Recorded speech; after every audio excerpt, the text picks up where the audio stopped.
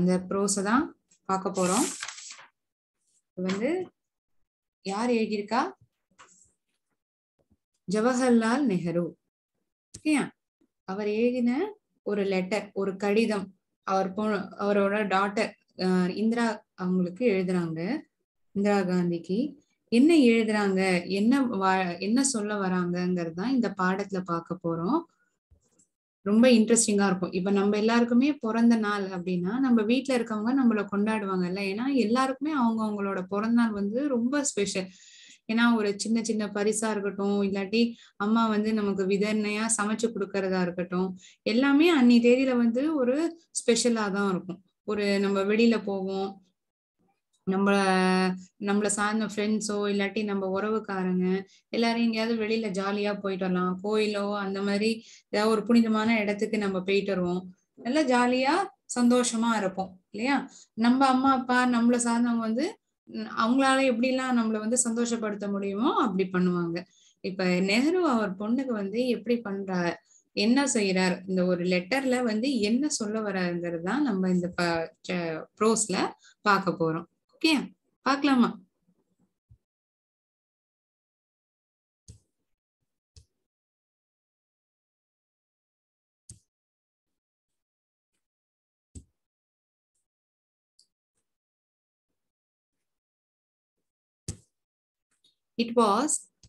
It was the summer of 1928 when Jawaharlal Nehru began writing letters to his young daughter Indira, who was in Mussoorie at that time.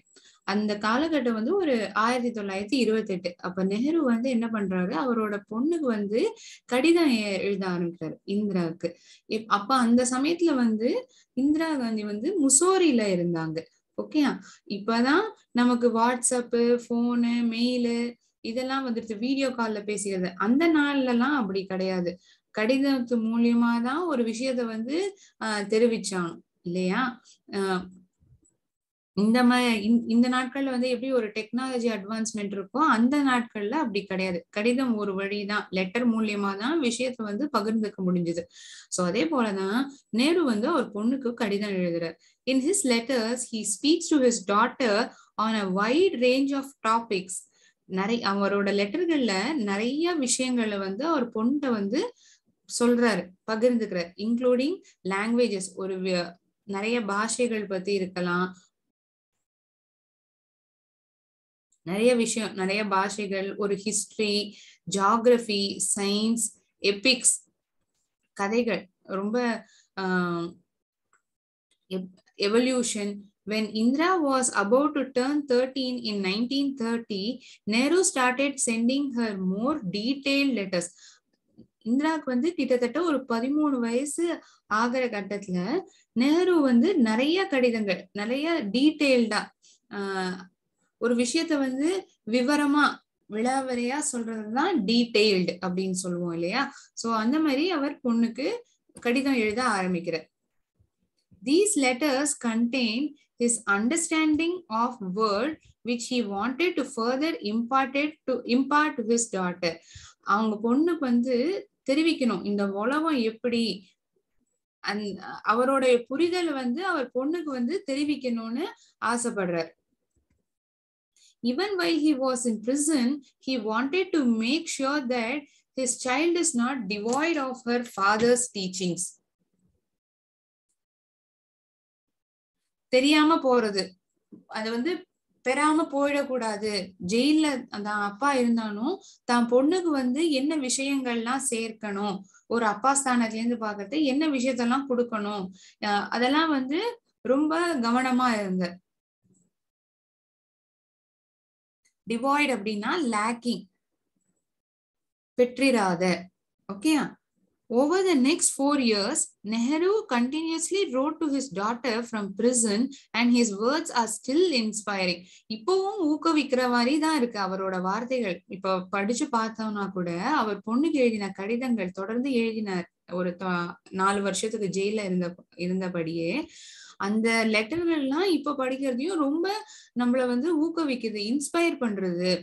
ஒருத்தரை பார்த்து நம்ம வியந்து போறோம் அப்படி சொன்னோம்னா அவங்க நம்மள இன்ஸ்பயர் பண்றாங்க, அவங்கள மாதிரி நம்ம இருக்கணும், அவங்கள்ட்ட இருக்கிற அந்த குணாதிசயம் வந்து நம்மள்ட்டையும் இருந்தா நமக்கு நல்லா இருக்குமே அப்படின்னு தோணும்ல. இப்ப நமக்கு ஒரு ரோல் மாடல் இருப்பாங்க, நம்ம வீட்லயே இருக்கிறவங்க இருப்பாங்க, இல்லாட்டி ஒரு ஃபேமஸ் பர்சனாலிட்டியா இருப்பாங்க, அவங்கள மாதிரி இருக்கணும், அவங்கள்ட்ட இருக்கிற விஷயத்த வந்து நம்ம கற்பிச்சுக்கணும் அப்படின்னு அந்த மாதிரி நமக்கு வரணும், அந்த குணாதிசயங்கள்லாம் நமக்கு வரணும்னு நமக்கு இன்ஸ்பயர் ஆகும் இல்ல.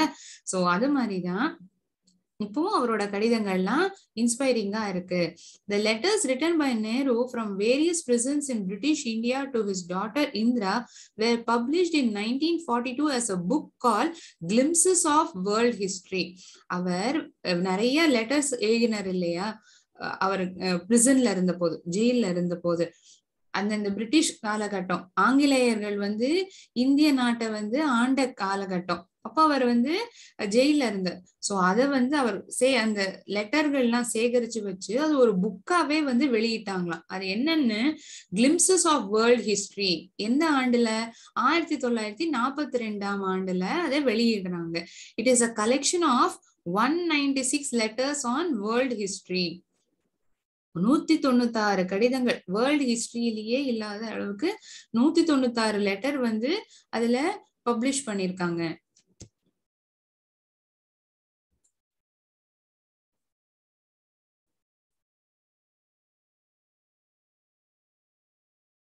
Now read the letter from Jawaharlal Nehru to his daughter Indira. அவர் பொண்ணுக்கு எழுதின கடிதத்தை தான் நம்ம இப்ப பார்க்க போறோம். மை டியர், என்ன இடத்துல இருந்து எழுதுறாரு? Central prison Naini. இந்த இடத்துல இருந்து அவர் 1930ஆம் ஆண்டு அக்டோபர் 26 அக்டோபர் வந்து அவர் இந்த கடிதத்தை எழுதுறார். My dear Indira, on your birthday you have been in the habit of receiving presents and good wishes. உன்னுடைய பிறந்தநாள் அன்னைக்கு உனக்கு எப்போதுமே அது ஒரு பழக்கம், நிறைய பரிசுகளும் நிறைய நல்ல வாழ்த்துங்கள்லாம் நீ பெற்றிருக்க. Good wishes you will still have in full measure, but what present can I send you from Naini prison? நல்ல வாழ்த்துக்கள் உனக்கு வந்துட்டேதான் இருக்கும், அது அளவே இல்லாத அளவுக்கு குறவே இருக்காது, உனக்கு அது குறைச்சலே இல்லாம நிறைய வந்துதான் இருக்கும். ஆனா இந்த ஒரு சூழ்நிலை, நான் ஜெயில இருந்தபடி உனக்கு நான் என்ன பரிசு நான் கொடுப்பேன்? My presence cannot be very material or solid. என்னோட பரிசுகள் எதுவுமே வந்து மெட்டீரியலாவோ ஒரு சாலிடா ஒரு பொருளாவோ அந்த மாதிரி சொல்றதுதான் மெட்டீரியல் திங் அப்படின்னு சொல்லுவோம். ஒரு பரிசு, ஒரு கிஃப்ட், அது என்னவா வேணா இருக்கலாம், ஒரு பர்ஸ், ஒரு போன், இப்ப இருக்கிற காலகட்டத்துக்கு ஏத்தா போல அது மெட்டீரியல்னா ஒரு பரிசு சார்ந்ததா. They can be of mind and spirit, things that even the high walls of prison cannot stop. என்னால விலை அதிகம் கொடுக்க முடியாத ஒரு பரிசாவோ ஒரு மெட்டீரியல்ஸ்டிக்கா என்னால கொடுக்க முடியாட்டியும், மனதளவுலையும் என்னோட சிந்தனைகள் எப்போதுமே அது ஒன்ன சார்ந்ததா தான் இருக்கு. அது வந்து இந்த பிரிசனோட சுவர் கூட அது வந்து தடுக்க முடியாது, அது தடுக்காது. அது வந்து அது தாண்டின ஒரு விஷயம்.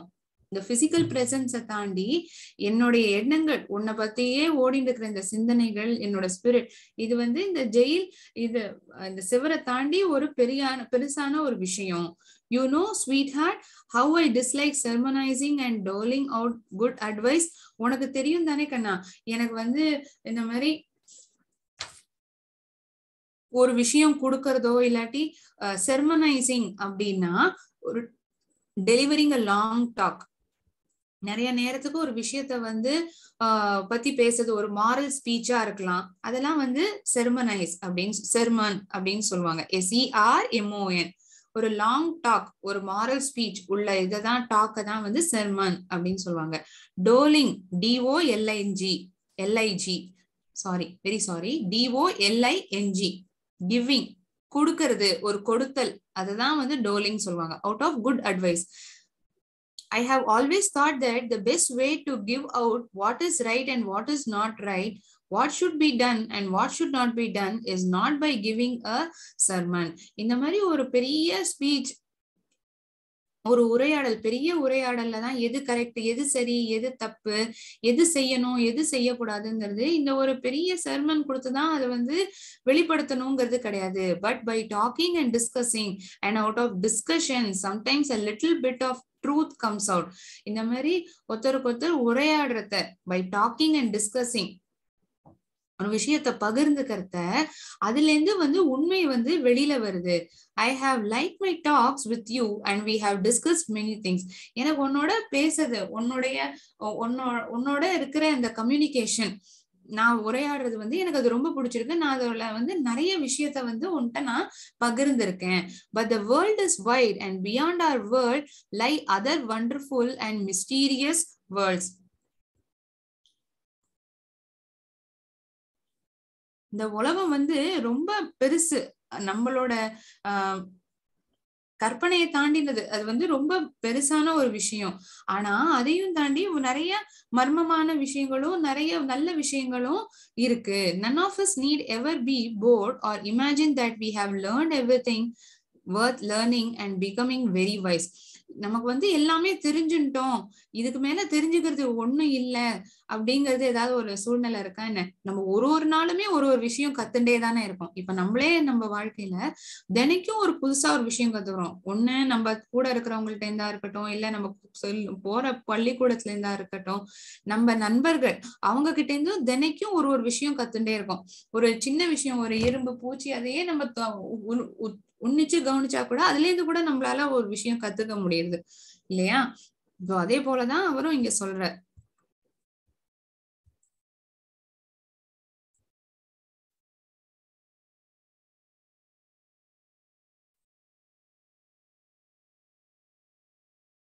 But what am I to do then? A letter can hardly take the place of a talk. At best, it is a one-sided affair. இது வந்து ஒரு பக்கமா கொடுக்கிற இதுதானே, என்னாலதான் தர முடியும் அந்த லெட்டரை, அங்கேருந்து எனக்கு வராது இல்லையா? So it is a one-sided letter. அது வந்து நேர்ல பேசுறதுக்கான ஒரு பங்கு தான் அது எடுத்துக்கும். It can hardly take the place of a talk. At best, it is a one-sided affair. Imagine that I have made a suggestion to you for you to think over as if we really were having a talk. In history, we read of great periods in the life of nations, of great men and women. இந்த ஹிஸ்டரியில வந்து நிறைய மிக சிறந்த நபர்கள், men and women, அவங்க வந்து எப்படி அவங்க காலகட்டத்துல எப்படி இருந்தாங்க அதெல்லாம் வந்து நம்ம தெரிஞ்சுக்கிறோம். Do you remember how fascinated you were when you first read the story of Joan of Arc? Fascinated அப்படின்னா ஒருத்தர் வந்து நம்மள வந்து கவர்றாங்க, அவங்கள வந்து நம்ம இன்ஸ்பயர் பண்றாங்க, அட்ராக்ட் ஆறோம் நம்ம ஒரு விஷயத்துக்கு அப்படின்னா அதுதான் ஃபேசினேட் அப்படின்னு இங்கிலீஷ்ல சொல்லுவோம்.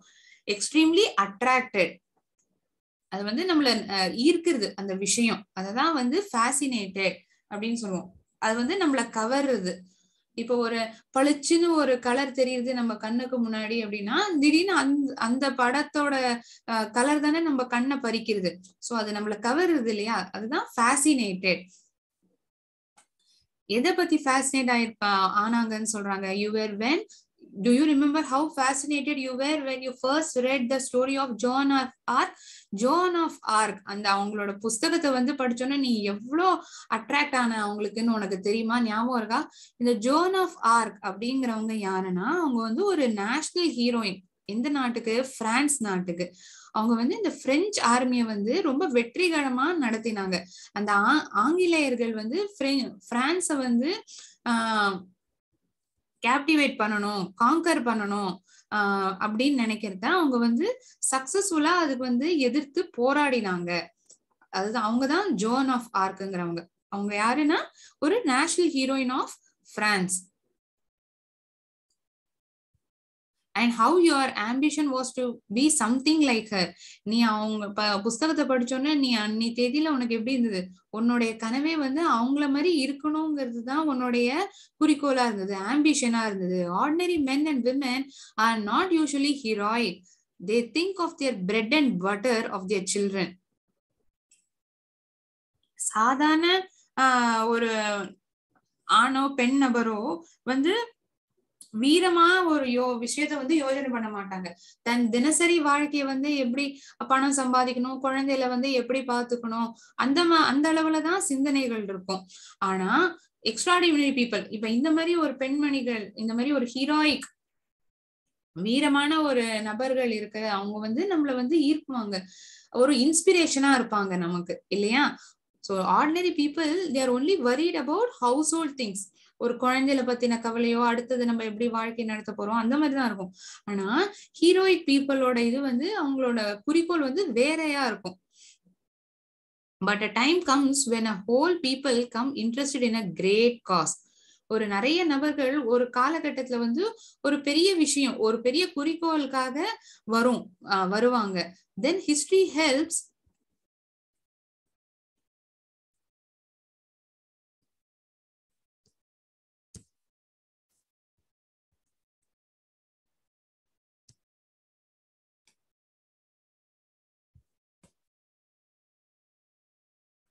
sorry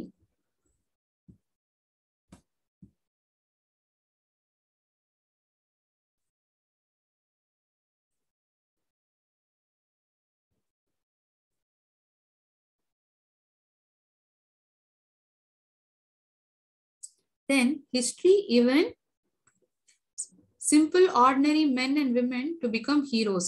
Great leaders have something in them which inspires a whole people and makes them to do great deeds.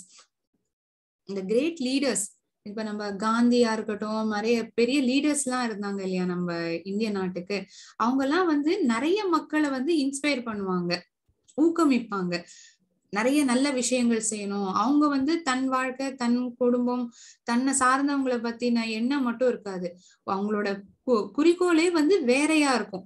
நாட்டை சம்பந்தப்பட்டதா, நாடு சம்பந்தப்பட்டதா இருக்கட்டும், நிறைய பேருக்கு நல்லது நடக்கணும், அந்த மாதிரி விஷயத்தான் அவங்க நினைச்சிருப்பாங்க. டீட் அப்படின்னா ஒரு பிரேவ் ஆர் அ நோபல் ஆக்ட், ஒரு துணிச்சலான ஒரு காரியம், ஒரு துணிவு மிக்க செயலை தான் நம்ம டீட் அப்படின்னு சொல்றோம். In India, a great leader full of love for all who suffer and eager to help them has inspired our people to great action and noble sacrifice. He has helped to make the starving, the poor and the oppressed free and happy.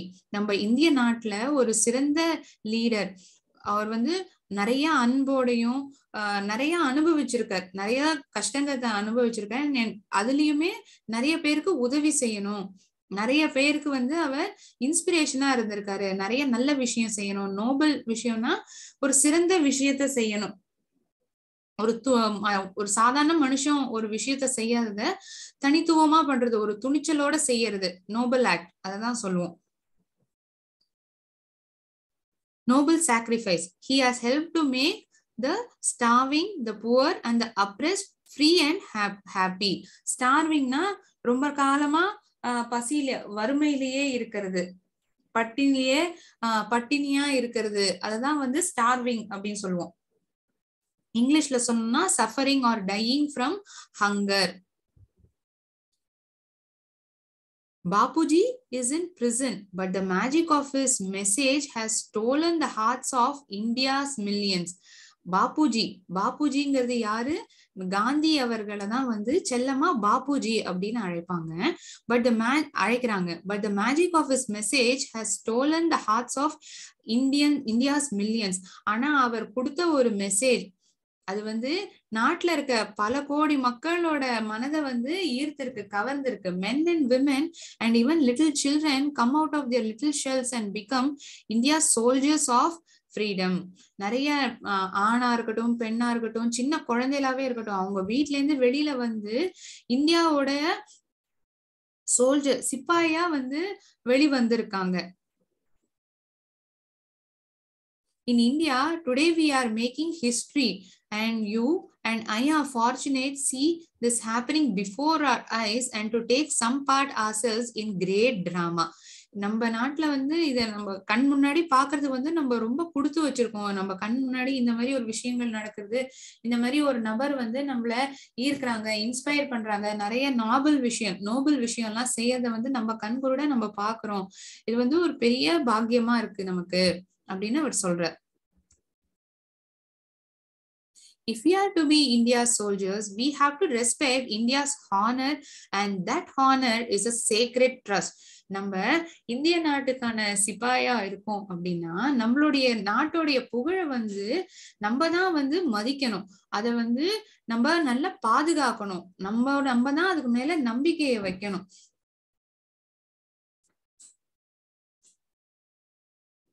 ஒரு நிமிஷம், sorry.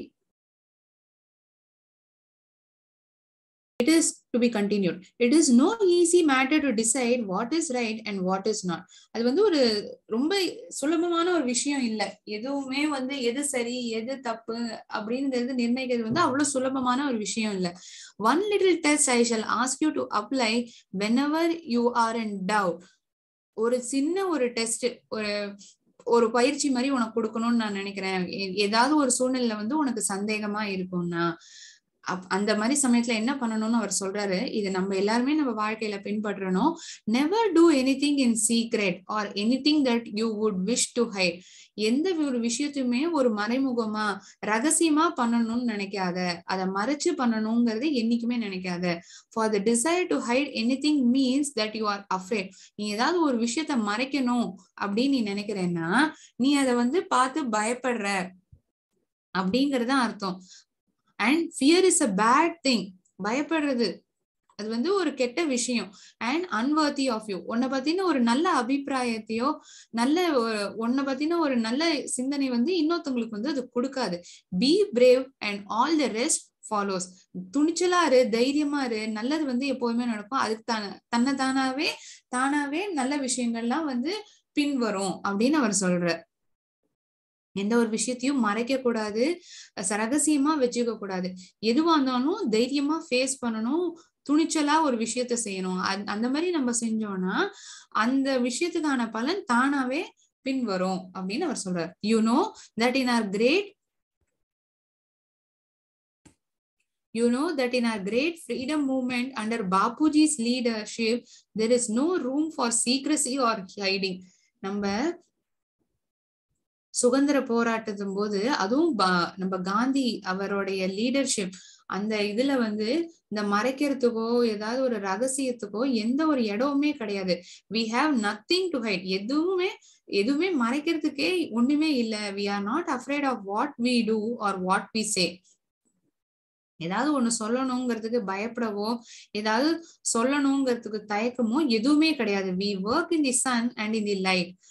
நம்ம இந்த வெயிலையும் வேலை செய்வோம், அதே இருக்கிற அந்த நிழல் அதோட லைட்லயும் நம்ம வேலை செய்வோம். Even so in our private lives, let us make friends with the sun and work in the light and do nothing secretly. And if you do so, my dear, you will grow up a child of the light and unafraid and serene and unruffled whatever may happen. இது வந்து வெளிநபருக்கு மட்டும் இல்லாம நம்ம private life, நம்மளோட குடும்ப நபர்கள் private லைஃப்லயுமே நம்ம வந்து எதையுமே மறைக்க கூடாது. எல்லாத்துலயுமே வெளிப்படையா இருக்கணும், தைரியமா இருக்கணும் அப்படின்னு அவர் சொல்றார். செரீன் அப்படின்னா SERENE அப்படின்னா ஒரு அமைதியான ஒரு சூழ்நிலை, பீஸ்ஃபுல் அண்ட் காம், அமைதியா இருக்கிறதுக்கு தான் செரேன் அப்படின்னு சொல்லுவாங்க. அன்ரஃபல்ட் அப்படின்னா எதுக்கும் பயப்படாம இருக்கிறது. Not nervous or worried. எந்த ஒரு கஷ்ட சூழ்நிலையா இருந்தாலும் அதை பார்த்து பயப்படுறதோ மிரண்டு போறதோ கலங்காம இருக்கிறது தான், அதுதான் அன்ரஃபல்ட். செரேன் அப்படின்னா அமைதி, அன்ரஃபல்ட் அப்படின்னா எந்த ஒரு விஷயத்திலயும் கலக்கம் இல்லாம பயம் இல்லாம இருக்கிறது, வருத்தப்படாம பயத்தோட worried. Not nervous or worried, அதுதான் இதுக்குண்டான அர்த்தம். இந்த ப்ளூல ஹைலைட் ஆயிருக்கு இல்லையா, அதுக்குண்டான அர்த்தத்தை தான் நான் இப்ப சொன்னேன். I have written a very long letter to you and yet there is so much I would like to tell you. நான் ஒரு பெரிய கடிதத்தை தான் எழுதியிருக்கேன், ஆனா அதையும் மீறி நிறைய விஷயம் இருக்கு உன்கிட்ட எனக்கு சொல்றதுக்கு. How can a letter contain it? இந்த ஒரு சின்ன லெட்டர் வந்து அது எப்படி அதுல வந்து கொள்ளும், அது மட்டும் எப்படி போறோம். என்னோட குழந்தையே good bye, May you grow up into a brave soldier in India service. நீ ஒரு துணிச்சலான ஒரு சிப்பாயா, நம்ம இந்திய நாட்டுக்கு சர்வீஸ்ல வந்து நீ ஒரு துணிச்சலான சிப்பாயா வளரணும்னு நான் உன்னை ஆசீர்வாதம் பண்றேன் அப்படின்னு அவர் அப்பா அவங்க பொண்ணோட பிறந்த நாளுக்கு எழுதப்பட்ட கடிதம் தான் இது. அவரோட கையெழுத்தோட யுவர் லவ்விங் ஃபாதர்னு போட்டிருக்காங்க பாத்தீங்களா. சோ இதுதான் அந்த கடிதம். நேரு வந்து தன் பொண்ணுக்கு எழுதின கடிதம். எப்படி வந்து ஒரு விஷயம் வந்து நம்ம துணிச்சலா இருக்கணும், பயப்படக்கூடாது, எதுலயுமே ஒரு வெளிப்படையா இருக்கணும், பயப்படுறதோ மறைக்கிறதோ எதுவுமே இருக்கக்கூடாது. நம்மளோட பிரைவேட் லைஃப்லயுமே சரி, நம்மளோட குடும்ப வாழ்க்கையிலயுமே சரி, எதுக்குமே நம்ம பயப்படக்கூடாது. இந்த ஒரு விஷயத்த வந்து இந்த ப்ரோஸ் வந்து நமக்கு கத்து கொடுக்கிறது இல்லையா. இதுல கேட்டிருக்காங்க who is addressed as Babuji. பாபுஜின்னு யாரு அழைக்கப்படுறாங்க, யார வந்து அழைக்கப்படும், மகாத்மா காந்தி.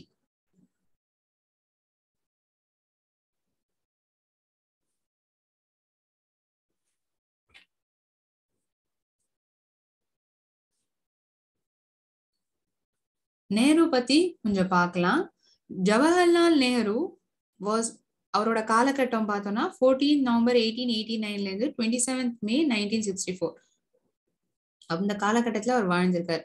முதல் குடியரசுத் தலைவரா அவர் இருந்திருக்காரு. And central figure in Indian politics before and after independence. ஒரு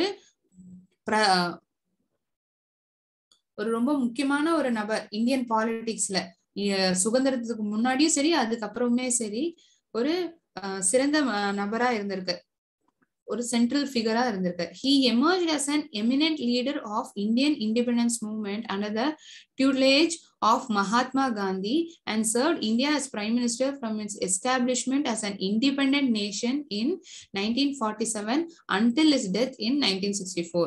சுதந்திரம் கிடைச்சதுக்கு அப்புறம் அவர் பிரைம் மினிஸ்டரா இருந்திருக்கார்.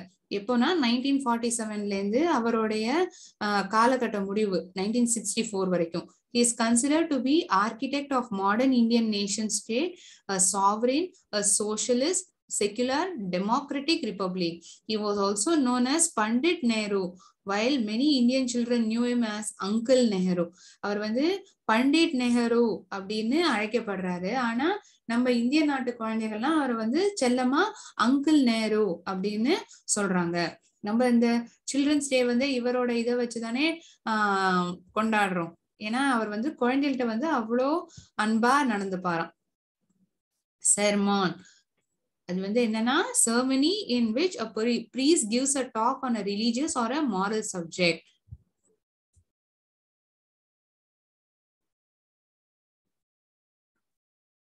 fascinated, extremely attracted, ஏதாவது ஒரு விஷயம் கவர்றது, அதுதான் fascinated அப்படின்னு சொல்றோம். செர்மன் அப்படின்னா என்ன சொன்னா ஒரு மாரல் ஸ்பீச், ஒரு கட்டுரை, எப்படி நடந்துக்கணும், என்ன விஷயங்கள் செய்யணும் செய்யக்கூடாது, இந்த மாதிரி ஒரு லாங் ஸ்பீச் கொடுக்கறது தான் செர்மன் அப்படின்னு சொல்லுவாங்க.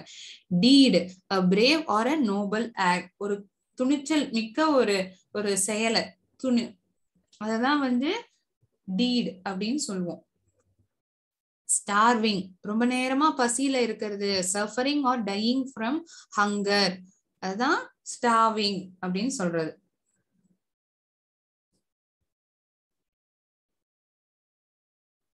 பட்னியில இருக்கோம் சொல்லுவோம்ல, ரொம்ப நாளையா இப்ப சாப்பிடாம இருக்குன்னா மதர் ஐ எம் ஸ்டார்விங் அப்படின்னு சொல்லுவோம். அப்படின்னா அம்மா நான் ரொம்ப பசியில இருக்கேன் அப்படின்னு சொல்றதுக்கு தான் ஸ்டார்விங். அப்ரெஸ்ட், ரொம்ப நேரமா சாப்பிடாம இருக்கிறது தான் அப்ரெஸ்ட்.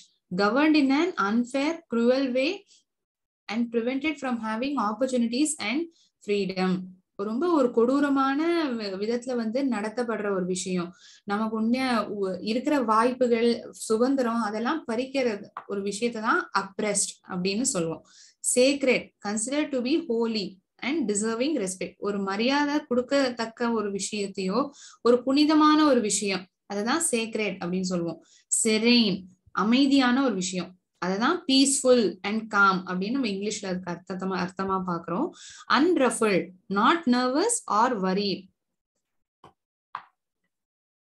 ஒரு கலகம் இல்லாம ஒரு இருக்கிற விஷயம், நாட் நர்வஸ் ஆர் வரிட். கவலை இல்லாம ஒரு நடுக்கம், ஒரு பயம், அந்த மாதிரி ஒரு விஷயம்.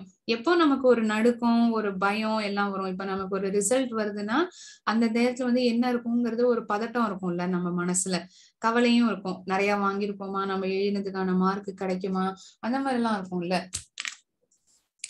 அது அது மாதிரி இல்லாம ஒரு கஷ்ட காலத்திலயும் ஒரு பயப்படாம ஒரு நடுக்கம் இல்லாத ஒரு விஷயத்தான் அன்ரஃபிள்ட். ரஃபிள்ட், அன்ரஃபிள்ட். ரஃபிள்டுக்கான ஆப்போசிட் தான் அன்ரஃபிள்ட்.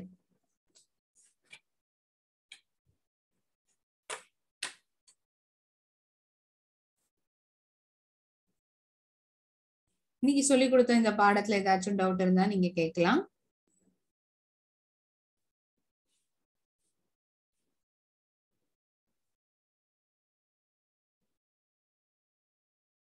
யாருக்காச்சும் ஏதாவது டவுட் இருக்கா?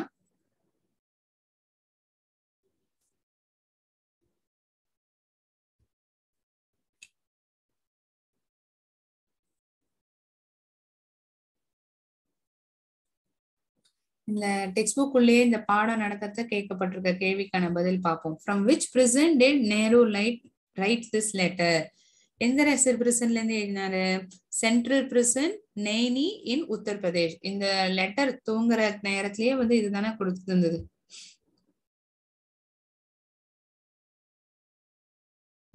Okay, thank you. எல்லாருக்கும் புரிஞ்சிருக்குன்னு நினைக்கிறேன். Did Nehru send any presents to Indira? இந்திராவுக்கு வந்து இந்திரா காந்திக்கு வந்து ஏதாவது பரிசு ஏதாவது கொடுத்தாரா? இல்லையே. அவர் வந்து எந்த ஒரு சாலிட் மெட்டீரியல் பிரசன்ஸுமே கொடுக்கல. No, he did not send any solid material presence. ஒரு கிஃப்ட், பிசிக்கல் கிஃப்டா கொடுக்கறோங்கிறது தான் மெட்டீரியல் பிரசன்ஸ் அப்படின்னு சொல்லுவோம். Which historical character inspired young Indira? யாராச்சும் சொல்லுங்க பார்க்கலாம். நான் கூட அவங்க பிரெஞ்சு ஆர்மில வந்து ஒரு ஹீரோயினா இருந்தாங்க, நேஷனல் ஹீரோயின் ஆஃப் பிரான்ஸ் அப்படின்னு சொன்னேன். யார் அவங்க?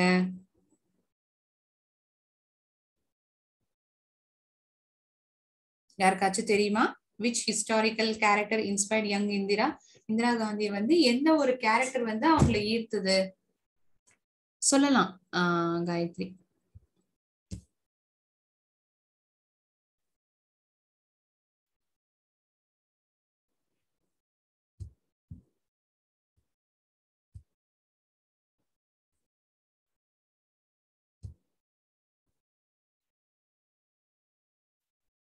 எந்த பெண்மணியோட கேரக்டர் அவங்கள வந்து ரொம்ப ஈர்த்தது?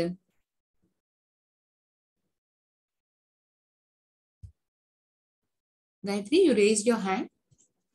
You can answer by unmuting. Unmute பண்ணி நீங்க உங்களோட பதில சொல்லலாம்.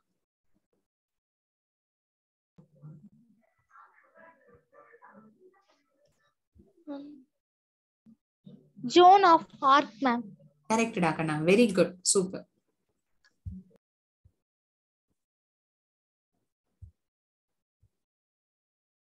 What helps the ordinary men and women to become heroes? ஒரு சாதாரண மனிதர்களை வந்து எது வந்து ஒரு ஹீரோவா ஆக்குறது? ஹீரோனா என்ன? இப்ப சாதாரண நபர்களுக்கும் ஹீரோக்கும் என்ன வித்தியாசம்? அவங்க வந்து தனித்துவமா தெரியறாங்க. அவங்க பண்ற விஷயம் வந்து நிறைய பேரை ஈர்க்கிறது, நிறைய நல்ல விஷயத்த பண்றது தானே அவங்க ஹீரோ ஆறாங்க. சோ நம்ம சாதாரண மனிதர்களுக்கும் ஹீரோக்கும் எது ஒரு விஷயம் வந்து டிஃபரன்ஷியேட் பண்றது? What helps the ordinary men and women to become heroes? History helps the ordinary men and women to become heroes. ஏன்னா அந்த காலகட்டத்துல இருந்த அந்த நபர்கள் அவங்களுடைய குணாதிசயங்கள் வந்து நம்மள ஈர்க்கிறதுனால history helps men and women அப்படின்னு சொல்றாங்க. History helps women, ordinary men and women to become heroes.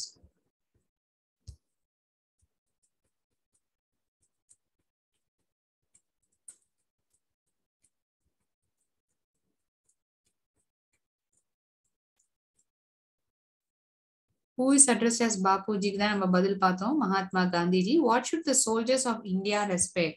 Soldiers of India should respect India's honor. India நாட்டோடைய பெருமையை வந்து அவங்க வந்து மதிக்கணும். அதுதான் இதுக்குண்டான பதில். இல்லையா?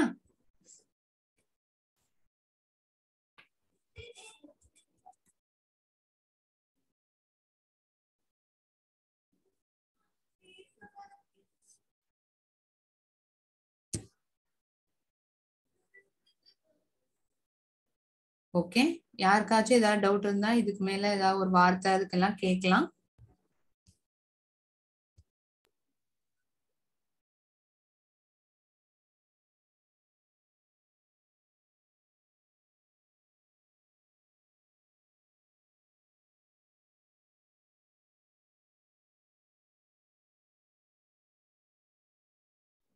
ஒருத்தருக்கும் ஒன்றும் டவுட் இல்லையா?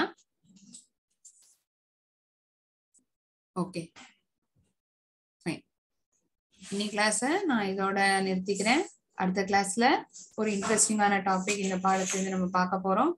ஓகே, நன்றி, வணக்கம். வாழ்க பாரதம், வெல்க தமிழகம். நன்றி, நன்றி, வணக்கம்.